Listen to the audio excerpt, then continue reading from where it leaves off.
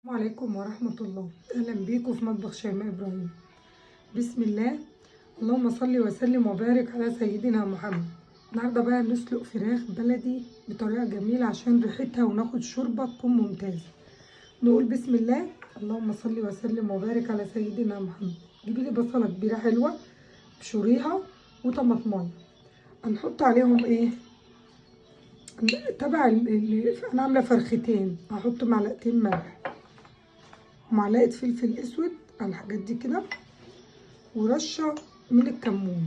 الكمون بيشيل الزفاره بتاعه الفراخ وبيدي طعم وريحه كويسه جدا. الحاجات دي بقى هندعكها بايدينا كده، نعملها مرته ان شاء الله. اللهم بارك. غسلتها غسله كويسه ونضفت اي حاجه فيها زفاره، وده محلول فيه طحينه وليمونه وبوبا هنا كده يا جماعه، اللي هي التجمع دموي كده عامل زي الكبده، لازم يتشال. يعني انا من نفسي ما بحبوش واقول ده يعني ايه ده. اتضح ان هو فعلا زفاره، والحاجات الضرره اللي بتبقى موجوده في اي طيور، يعني لازم تتشال الحاجات اللي بتبقى موجوده هنا. خلاص ونقعناها كويس. تعالوا بقى نصفيها من الكلام ده عشان ايه نعملها بالميه. نصفيهم كويس بقى من الميه كده عشان نبتدي ايه نحشيهم بالمركه دي. بس يا ديدا بنصور. ناخد بقى البصله دي، لازم ندعكها بايدينا كده تدي طعم ونفس. حاضر حاضر، هنجيبه اهو بالشكل ده كده، دعكه جامده. ونبتدي بقى نمسك الفرخه بتاعتنا بين الورك كده تحت الجلد، نمد ايدينا بشويش وندخل كده الحشوه دي بين الجلد كده كله بالشكل ده كده. وفي القلب كمان بعمل لك تشيكن. ونحط بقى الكبده والقنصه كده وعليها شويه حاجات حلوه ونقفل الفرخه. مظبوط كده يا فريده؟ الفرخه دي واسعه شويه. تضحك عليا يا فريده. ونعمل الفرخه التانيه بنفس الشكل كده. كده ما شاء الله خلصنا. ناخد بقى الحاجات الحلوه دي عشان نعملها بيها وهي على الحله. وقطعت ليمونه شرائح بالشكل ده. ودي بقيه البصله اللي كانت عظيمه بزياده. ده ايه يا فريده؟ جرامس. جرامس؟ بسكوت الجرامس. كريسماس اسمه جرامس عند فريده. انا جبته من الكيس. اوكي يا فريده. كده ما شاء الله. تجيبي لي حله، يا ريت تكون الحله ستيل. لما تكوني بتسلقي حاجه لازم الحله تكون ستيل. 3 فصوص مستكه و3 حبهان وكبابه صيني. وبصي نص معلقه سمنه. عايزه اسيح الحاجات الحلوه دي وريحتها تطلع. ورق لوري.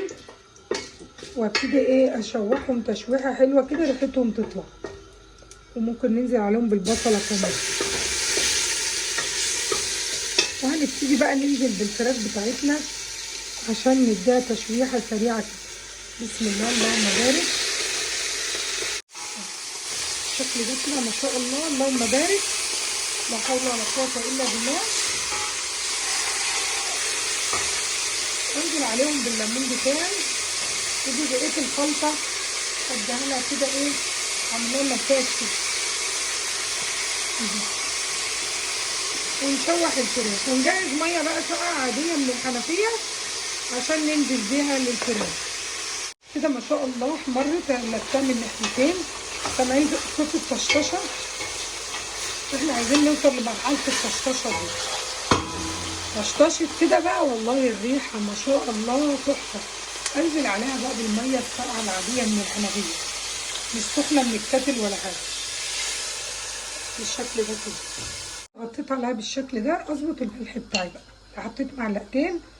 الحله دي انا عارفه ان هي بتاخد مثلا 5 معالق كده. الملح بتاعي مظبوط لان الفراخ يعني ايه متاخدش نار كتير قوي، فعشان تستوي بالملح بتاعها ويبقى طعمها باذن الله كويس وجميل. نغطي عليها بقى ونسيبها تستوي كده ما شاء الله. بصي بقى انا بعمل ايه. انا بشوف الجناح اجيبه كده بشويش كده بالمعلقه، الاقيه يجي معايا يبقى الفرخه استوت. دي الطريقه بتاعتي في السلق. الجناح جيب بسهوله يبقى الفرخه استوت. خلاص بقى هنشيلهم وما شاء الله الشوربه رائعه. بحب اصفيها علشان تبقى نضيفه، لو هسقي المحشي هنشرب تبقى مفيش فيها اي بهارات صحيحه ولا حاجه. هنقول بسم الله ونصلي على حبيب الرحمن. اللهم صل وسلم وبارك على سيدنا محمد.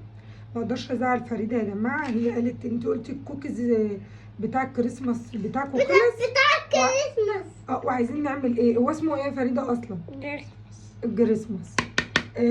ده نص كوبايه من السكر البودر. انا حطيت نص المره دي لان عايزه اكمله بالعسل الاسود، يعني ايه عشان ما يبقاش مسكر قوي يعني. ودي الكوبايه اللي اتفقنا عليها. بسم الله ما شاء الله لا حول ولا قوه الا بالله. زبده على زيت بالشكل ده كده، نلم كل الاشياء وهنبتدي بقى نضربها ضرب محترم كده. يعني فريده مجهزه الاشكال وانا ما اقدرش ازعلها يا جماعه. نضرب الكلام الحلو ده الاول. اديها رشه ملح خفيفه كده بتاعت الحلويات للدقيق. معانا 3 كوبايات دقيق، دي 3 معالق من اللبن البودر، رشه ملح، عدد 2 بيض هننزل بيهم بالشكل ده كده بالفانيليا بتاعتهم. حاطين الفانيليا مع البيض. تقلبي اوكي. اصبري لما نضرب البيض مع السمنه. كوبايه من الزبده على زيت، وكوبايه المفروض من السكر البودر، بس انا عملت نص عشان اكمل شويه عسل اسود عليه. طبعا بيعملوه بالبهارات يا جماعه، بيبقى اساسي الكوكيز الكريسماس بالبهارات. البهارات دي اللي عباره عن ايه؟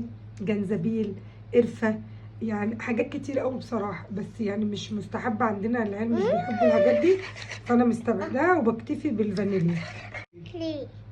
ضربنا كده يا جماعه. هنحط حوالي ربع كوبايه من العسل الاسود، هنحطه بالطلب كده علشان ايه؟ نشوف العجينه عامله ايه. نقلب بقى كل الحاجات الحلوه دي. نحط البيكنج باودر عشان ما ننساهوش على الدقيق. صح يا فريده؟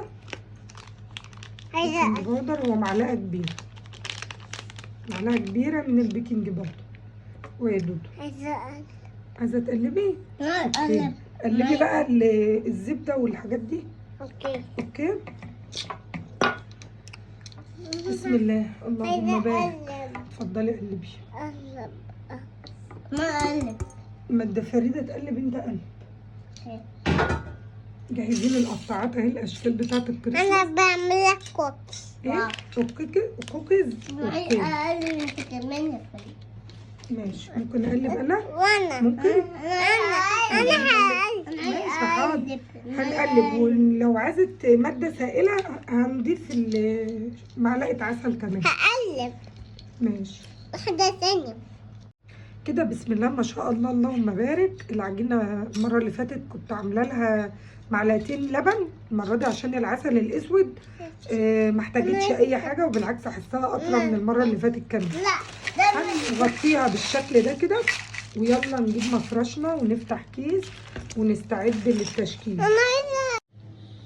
كده ما شاء الله اللهم بارك. عملنا الاشكال الجميله دي كلها، حاجات الكريسماس اهي، بس طلعت صغنطوطه قوي، فالاشكال الكبيره دي احلى. طب يلا هاتي الشكل بتاعك ده عشان نحطه في الفرن. يلا ندخله بقى الفرن على 160 ونشوفه لما يخرج. كده بسم الله ما شاء الله تبارك الرحمن. كوكس طلع. شوفي ان اللون الاضاءات مش حلوه كده يا بوجي. روعه. ما يبرد بقى هنعمل الشوكليت عشان نزوقه، عشان فريده ما تزعلش. فريده الامر. نقول بسم الله ونصلي على حبيب الرحمن. بصوا معلقه سمنه كده تدي للمحشي طعم. اوريكي الشوربه لازم تكون بتغلي بالشكل ده كده. نولع المحشي وعلى عين عاليه جدا علشان يغلي بسرعه، ونجيب كده من المكان اللي بيغلي عشان ما ناخدش البهدله. ومعلقه السمنه دي بتديله طعم جميل بالشكل ده. شوفي بتاخدي من اللي بيغلي، والكرنب اصلا مش بياخد شوربه كتير. بصي عايزين ايه؟ السطر اللي هو يعني الخس ده مش هنحسبه، السطر الاولاني ده الميه ما تعدهوش.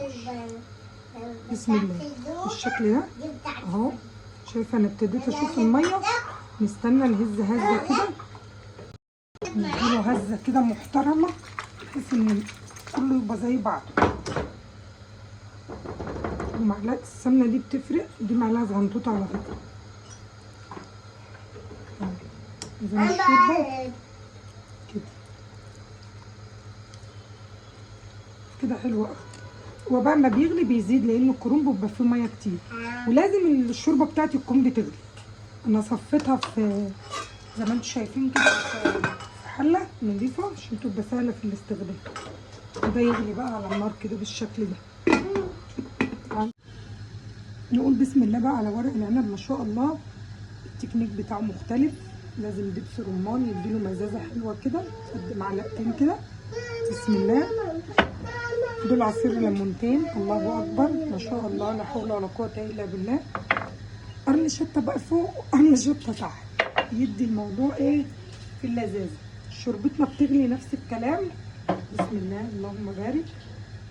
نمسك كده. ورق العنب بقى بيتغطى شوربه، يعني كرنب ما مبينش السطر الاولاني، لكن ورق العنب السطر الاولاني عادي ما يكون متغطي برضو. وهي بتغلي ناخد من الجزء اللي بيغلي كده، ايوه، ونهزها بقى بالشكل ده. بسم الله اللهم صل على النبي. وطبعا معلقه السمنه الصغيره اللي هتدي لها ريحه كويسه، ممكن كمان سيكه كده اهو. لازم يبقى مسقسق عشان يستوي كويس. هنغطي عليه ونقول ما شاء الله تبارك الرحمن اللهم بارك. كده ما شاء الله اول ما يغلي بالشكل ده هو على اكبر عين، قومي نقليه بقى على العين الوسط اللي اقل منها. بس كده، يعني تكنيك التسويه ده مهم ان انت تعرفيه عشان تسوي صح باذن الله. ده لسه ما غلاش اصلا، ناره اصلا متوسطه مش العاليه. جت اللحظه الحاسمه يا ولاد. نقول بسم الله ما شاء الله تبارك الرحمن. وهو سخن كده يعني ننزله من على النار ونقلبه على طول في السيرفيس او في الصينيه بالشكل القمر ده. طبعا كمل تسويه على نار هاديه والدخان طالع كده يدفي، وريحه المحشي اقسم بالله شبعتنا ما شاء الله تبارك الرحمن. ونحط النار تاني بقى كمان. يلا بسم الله. ده الكينج بقى. ده ايه يا جماعه؟ ده الكينج. دبس رمان وليمون وحاجه كده، يعني ما كانش المحشي مدخن كده ما يتاكلش يا جماعه. هو دي الدفا بقى، دي الشتاء ودي الدفا بقى الفهم. الكوكيز القمر يا جماعه احب اعرفكم ان بالعسل الاسود احلى واحلى كمان. تحفه تحفه تحفه روعه. شايفين التزويق بقى؟ يعني عايزه دي عايزه تتبروز اقسم بالله والله العظيم. البت ضحى دي فنانه. ايه الفن ده؟ ولا دي ما شاء الله تبارك الرحمن. شطوره شطوره ما شاء الله. تسلم ايديك يا ضحى.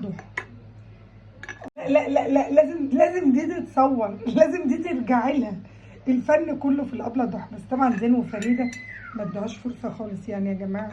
ذواقوا وغاصوا، بس طعمه تحفه بالعسل الاسود خطير بجد.